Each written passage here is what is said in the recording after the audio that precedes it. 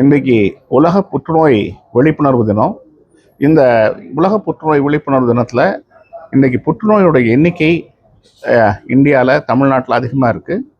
இந்தியாவில் 16 லட்சத்துக்கு மேலே இருக்காங்க. இது கடந்த 10 வருடங்களில் கிட்டத்தட்ட 70-80% அதிகமாக இருக்குது. அதே மாதிரி தமிழகம் இந்தியாவில் 5வது மாநிலமாக இருக்குது எண்ணிக்கையில். கோவை மாவட்டம் தமிழ்நாட்டில் 5வது மாவட்டமாக இருக்குது. சரிங்க.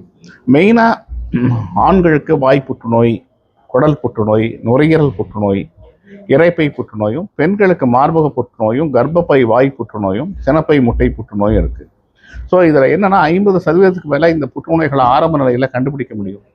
ஆரம்ப நிலையில் இவங்களுக்கு ஸ்க்ரீனிங் மூலம் கண்டுபிடிச்சுன்னா இவங்களை ஆரம்ப நிலையில் குணப்படுத்த முடியும். இதுக்கு பற்றிய விழிப்புணர்வு வேணும். அதுக்காக தான் இன்றைக்கு ராமகிருஷ்ணா புற்றுநோய் சிகிச்சை மையம், ராமகிருஷ்ணா மருத்துவமனையின் சார்பில் சமூக ஊடக விழிப்புணர்வு, அதாவது சோஷியல் மீடியா மூலமாக அவேர்னஸ் ஆரம்பிச்சிருக்கோம்.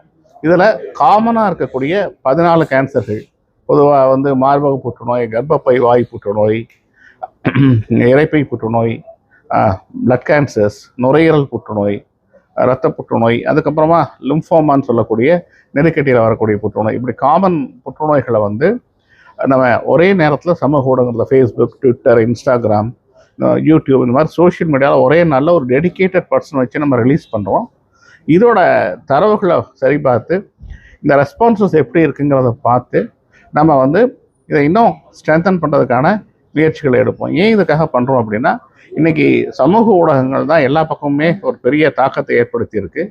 அது பல ஏரியாவில், அரசியலில், சினிமாவில், இப்படி பல தாக்கத்தை ஏற்படுது. புற்றுநோய் விழிப்புணர்வுலையும் நம்ம ஏன் இதை கையில் இருக்கக்கூடாது அப்படிங்கிறதுக்காக கேன்சர் அவேர்னஸை ஃபஸ்ட்டு டைம் சோஷியல் மீடியா அவேர்னஸில் கொண்டு போயிருக்கோம். இதோட மெயின் நோக்கமே புற்றுநோய் பற்றிய விழிப்புணர்வு வரணும். புற்றுநோய் பயமுறுத்துறதுக்காக இல்லை, ஏன்னா எண்ணிக்கை அதிகமாகுது. புற்றுநோய் பற்றிய விழிப்புணர்வு சொல்லிக் கொடுக்கலாம். புற்றுநோய் பற்றிய விழிப்புணர்வு வந்தால், ஆரம்ப நிலையில் வந்தால் அவங்கள நம்ம ஆரம்ப நிலையில் கண்டுபிடிச்சா குணப்படுத்த முடியும். ஏன்னா மேலை நாடுகளெல்லாம் கேன்சர் சர்வைவர் ரொம்ப அதிகமாக இருக்கிறதுக்கு காரணம், அவங்க கண்டுபிடிக்கக்கூடியது ஸ்டேஜ் 1, ஸ்டேஜ் 2க்கு மேலே அவங்க போகிறதே கிடையாது. ஆனால் நம்ம ஊரில் நம்ம 3வது ஸ்டேஜ், 4வது ஸ்டேஜில் தான் வரோம்.